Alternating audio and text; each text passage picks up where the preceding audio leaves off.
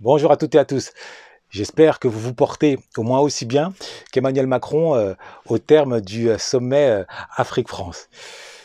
Bienvenue sur Afro-Noblesse, la chaîne qui, comme vous le savez, s'est donnée pour mission de permettre à un maximum d'Afro d'accéder au bonheur, au vrai bonheur, non pas au bonheur d'Instagram, d'illusion, au vrai bonheur, à savoir par la hauteur, par la grandeur, par la beauté, et en piétinant la victimisation, en piétinant la médiocrité et en ne jurant que par l'excellence.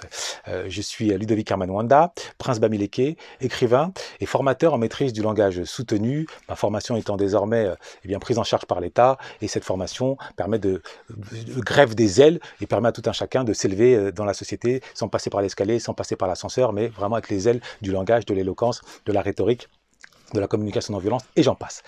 Alors je disais donc, je tiens à consacrer cette pastille au président Emmanuel Macron qui vient de nous offrir, une très grande leçon, une très belle leçon même, en organisant un sommet Afrique-France. Un sommet Afrique-France, c'est-à-dire un sommet réunissant un continent et un seul pays, sans que soit présent, sans que ne soit convié le moindre président de ce continent en question, et se déroulant dans le pays hôte. Autant dire, on ne pouvait pas mieux illustrer une vision impériale du monde, une vision impériale du pouvoir, avec en guise d'empereur le président de la France, Emmanuel Macron. C'était vraiment splendide de voir comment Steve Biko avait vu juste en disant que l'arme la plus puissante du dominant, c'est l'esprit du dominé. Étant donné que les dominés, les afros de la diaspora qui se sont rués à ce sommet, n'y ont vu que du feu. Ils y ont vu, plutôt que d'y voir une instrumentalisation à visée politique qui permettait à un Macron de s'installer définitivement dans la posture de l'empereur à quelques mois de l'élection présidentielle, non, eux, ils y ont vu une opportunité de faire valoir, de faire entendre leur son de cloche d'entrepreneurs ou de militants sur le terrain issus de la société civile. Alors que, quand on regarde bien la posture d'Emmanuel Macron, a été claire et sans ambiguïté, comme l'ont d'ailleurs fait remarquer un certain nombre d'intellectuels qui, eux, n'ont pas été conviés. Je pense à Hamza Boukari, pour ne citer que lui. Et vraiment, moi, de l'extérieur, parce que je n'ai pas été sur place, c'était un spectacle savoureux, vraiment. Ça valait un film hollywoodien. On a vu l'empereur romain bleu, blanc, rouge, Emmanuel Macron, faire des bains de foule, participer à des selfies. On ne savait pas si c'était pas une rockstar, faire des selfies avec des afros, et ensuite, sur scène, entendre tel un père entendant les enfants lui faire des reproches, entendre quelques petites récriminations ici ou là. Oui, c'est pas gentil. Chaque fois vous dites que vous nous aidez, on n'a plus besoin du mot aide. Oui, on veut parler d'égal à égal. Oui, il faut que vous alliez récurer la marmite de notre collaboration, sinon on ira manger ailleurs. Enfin, c'était assez, je veux dire, savoureux de voir combien notre psychologie sur le terrain politique est encore puérile et encore infantile, puisque l'on pense que la politique se déroule sur le terrain de la morale, avec d'un côté les bons et d'un côté les méchants, et que la boussole de l'action, c'est une boussole morale. Alors même que la seule boussole qui guide la géopolitique, qui guide les décisions internationales, c'est la boussole de la force, du rapport de force. Et le rapport de force, c'est quoi? C'est pas forcément un rapport de force militaire, c'est un rapport de force intellectuel, industriel, technologique. On a posé toutes les questions à Emmanuel Macron sur les constitutions, sur les démocraties, mais aucune sur la force.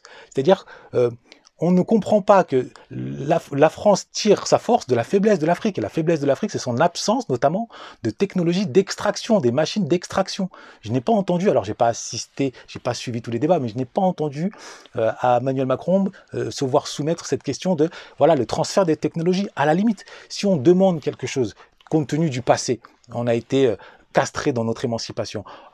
Autant faire comme les Chinois, demander tout au plus les transferts de technologie afin justement de s'arracher de cette dépendance qui maintient bon nombre de populations africaines de l'espace francophone en particulier, à peine la tête au-dessus de l'eau, à peine, par manque justement de technologie. Non, on parle de tout, sauf de l'essentiel. Et ce, avec le sourire. La seule chose qu'on retient, c'est oui, j'ai dit à Macron ces 4 vérités, je rentre chez moi, je suis fier Ubuntu, je suis fier, je suis le digne représentant de Myriam Makeba, oui, je suis le digne représentant de Sankara. C'était vraiment à mourir de rire. Je me suis fait les abdominaux, hein, je ne vais pas vous mentir. Une séance d'abdominaux à ne plus savoir qu'en faire. J'ai simplement à un moment donné eu un peu de peine, je ne vous le cache pas, en regardant Claude Iciard. Claude Iciard, le grand frère, qui lui, par contre, a conscience des enjeux, il connaît les symboliques, c'est un homme des médias.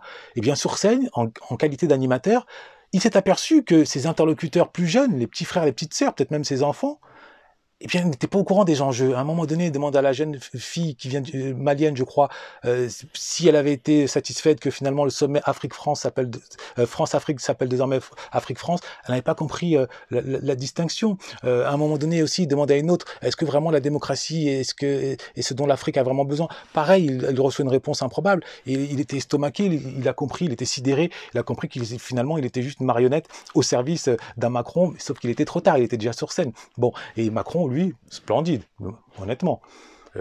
En bon père de famille, en bon empereur, il a acquiescé aux reproches des enfants un peu rebelles, en crise d'adolescence. Il a dit oui, vous avez raison, oui. D'ailleurs, je l'ai déjà dit. En revanche, en bon père, il a su taper du poing sur la table, siffler la fin de la partie, quand il a fallu, quand on lui a demandé de demander pardon, en utilisant une petite pirouette assez exceptionnelle sur le plan de la logique. Oui, je ne peux pas demander pardon parce que ça voudrait dire qu'on passe à autre chose, alors que non, justement, on doit poursuivre la relation. C'était magnifique comment il a évacué cette question du pardon.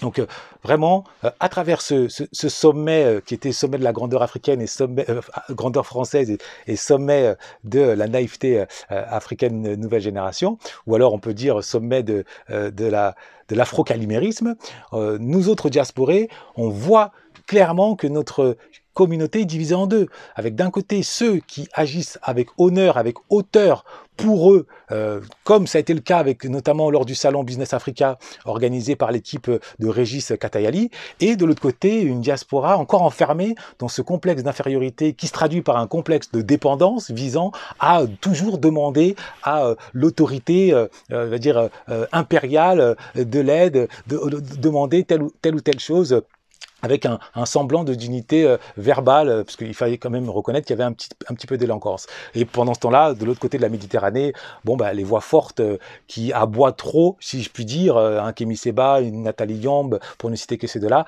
hélas, ils ont été démonétisés dorénavant, puisque Macron, à travers ce sommet, leur a coupé un peu l'herbe sous le pied, d'autant plus que de leur côté, ils n'ont pas mis sur pied des institutions, des écoles, ne serait-ce que des écoles. Il ne peut pas avoir une renaissance panafricaine sans école.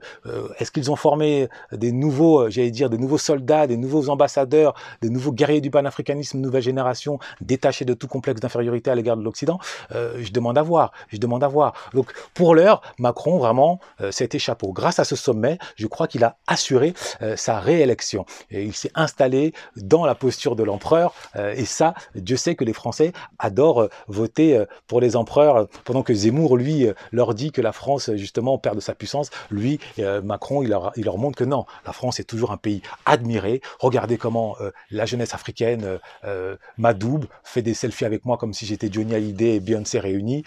Donc, vous avez de quoi être fier d'être français. Donc, chapeau Emmanuel Macron. Maintenant, nous autres Afro, prenons-en de la graine, apprenons ces leçons des géopolitiques et surtout ces leçons de communication, les symboles, vraiment, inspirons-nous de cela afin à l'avenir, d'éviter de sombrer encore dans un tel ridicule. Noblesse oblige.